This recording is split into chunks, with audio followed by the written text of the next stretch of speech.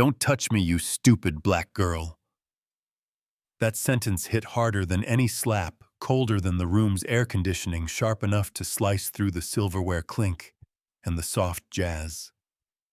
And for a second, I thought the chandeliers at the Four Seasons Beverly Hills would start ringing like alarms. Every head turned a few degrees, every phone tilted just enough to pretend it wasn't recording, and I stood there with a napkin in one hand, a bottle in the other, telling my lungs to do the simple thing they forget when pride gets punched. Breathe. I didn't cry. I didn't curse, I didn't apologize. I just set the bottle down and straightened the cuff of my own sleeve like it mattered. Because when you've been underestimated long enough, you learn a small ritual that keeps the bigger parts of you from breaking. It was an investor dinner, the kind with name cards in gold script and a string quartet playing songs rich people recognize without knowing why. And at the center of it all sat Charles Victor Drake, the wunderkind CEO of Drake Nova Technologies, the man everyone expected to sell his company that night for $3.5 billion to Strauss Holdings, if he could just keep the room graceful and the headlines clean. And there was me, Naomi Ellis, the girl he thought was invisible, the girl he decided to put in her place with one lazy, racist flick of the tongue, the girl he should not have touched. Let me back up and tell you why I was in that room, because it wasn't desperation and it wasn't luck. My mother died before I finished high school. Cancer slammed into our lives like a drunk driver at noon. My father was a ghost who never learned to haunt, and I became big sister and almost mother to Elijah, my 10-year-old with cerebral palsy, whose smile could light up a block even when the power company cut us off.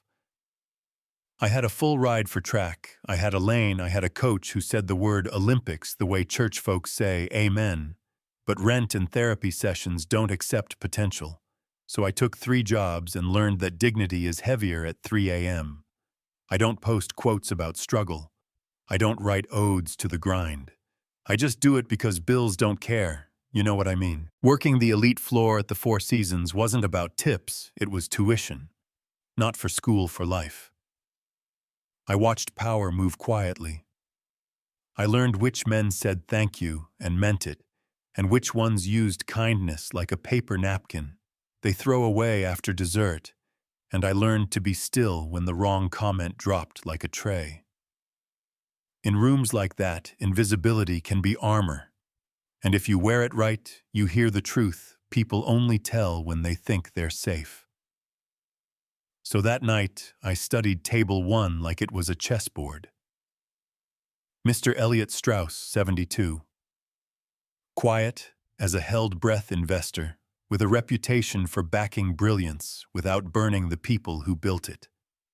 Across from him, Charles Drake, 38, the kind of sharp that can cut his own hand, famous for firing people, not when they failed, but when they hesitated, famous for speeches about domination and focus, and leaning into discomfort, as long as he wasn't the one feeling it. I knew his wine, his favorite cut of steak, the cadence of his pitch, and I knew the one rule he lived by. Control. The glass didn't shatter. It just tipped red, slipping across white linen, like a small crime hoping no one would notice. Instinct put the napkin in my hand before the Bordeaux reached his cuff, and instinct made me say, "I'm so sorry, sir," in the soft tone that keeps a night smooth. But Charles didn't hear apology, he heard insult. And he didn't see a human being, he saw an interruption. "Don't touch me, you stupid black girl." Not loud, not sloppy, just clean, precise, the way a surgeon cuts skin without flinching. Forks paused mid-air, conversations ended like someone hit mute. The quartet let a note die rather than carry on like clowns. And I felt the old heat rise up my throat. Then I swallowed it, because sometimes swallowing is the bravest thing you can do. I pulled back, reset my expression, turned to refill another glass, and that's when he caught my wrist under the rim of the table, not hard enough to bruise, just hard enough to brand. And his breath carried that sweet, wet smell of money turned into wine as he hissed, You wait until I'm finished, when real business is happening. You stand still, the way the help is supposed to. I slid my wrist free the way you slide out of a too tight sleeve, I said. Of course, sir, in a tone so flat, you could place a coin on it, and I kept moving because queens don't perform, we remember. Across the table, Elliot Strauss placed his silverware down, the way a judge places a gavel. No noise, just final, and he looked at me with the kind of steady that says I saw everything, and I don't forget. Here's the part the gossip blogs love. The twist. People always think they know who's important in a room until the room changes its mind. A minute later, Elliot leaned toward his assistant and spoke 2 words in German that I didn't need translated. It's time. And he rose without clearing his throat or clinking a glass. Mr. Drake, he said, voice calm like a lake before a storm. Before we move forward, there's someone very important you should meet properly. He gestured, and I stepped forward without my tray, without the little armor of a uniform, and I stood beside him, not behind him, as he rested a hand on my shoulder and said, "This is Naomi Ellis, my daughter. Adopted at 7. She chose to work here. She wanted to see how people in power treat those they think are beneath them." The room inhaled and forgot how to exhale. Charles blinked once, then again, that small confused smile people wear when their script goes up in smoke, and Elliot turned to him with the kind of quiet that cuts deeper than rage and said, "As of this moment, the acquisition is off." Chairs scraped like waves, phones lit up like a city seen from a plane. Headlines got drafted in pockets before dessert. And if you think I felt triumphant, you're not wrong, but you're not completely right either. Relief, then, a little sadness, because I have seen too many small cruelties forgiven with big checks, and I know how quickly an apology can be written by a PR team that learned empathy in a boardroom. By the time the plates cleared, Drake Nova's stock was sliding by 11:47 p.m. The board suspended him by 12:14 a.m. His access vanished, and in the morning, the company he built was a headline with a new verb, fallout. Yeah, that happened. People will ask why I didn't speak sooner, why I kept my voice even when he squeezed my wrist, why I didn't throw the napkin in his face and give the cameras a better show. The truth is simple. I've learned that composure is not surrender, it's strategy. Anger is honest, but it's also expensive, and that night I refused to spend what I needed to keep.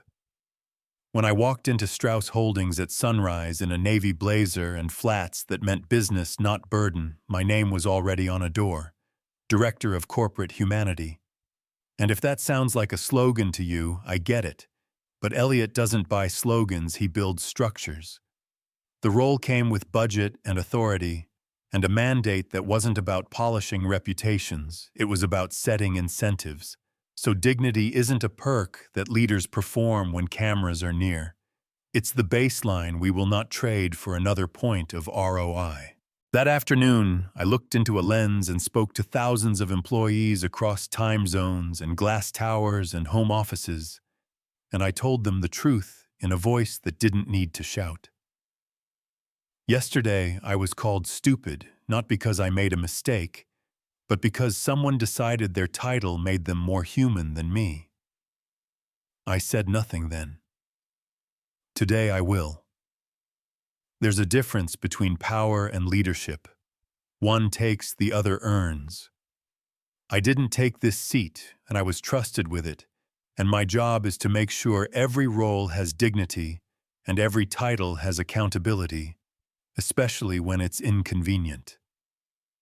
The room stayed quiet, in the way rooms do when something lands in your chest, and not just in your ears, and for the first time since the wine tipped, I felt my shoulders drop. If you're still here, let me be honest in a way comment sections don't always allow. Was canceling a $3.5 billion deal the right call, or a public spectacle wearing a moral mask? I know what I believe, but I also know good people can disagree. I believe patterns matter more than statements, that grabbing a wrist isn't a slip. It's a reveal that the way you treat the person you think can't help you is the X-ray of your character. I don't need Charles Drake to lose for me to win. I need fewer rooms where silence is the price of admission. I need fewer leaders confusing fear with respect. And I need more of us to decide in advance what line we won't cross, so we don't have to search for it in the moment. You know what I mean? So tell me where you land. Was Elliot right to kill the deal on the spot? Or should there have been a private apology and a second chance? Where is the line between accountability and theater, between consequences and canceling? And what have you seen in your own life that changed your mind about leadership and basic respect?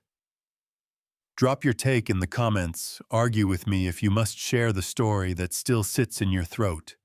Because being decent isn't extra credit. It's the baseline, and the only way we keep it real is if we keep talking about it. Out loud on record together.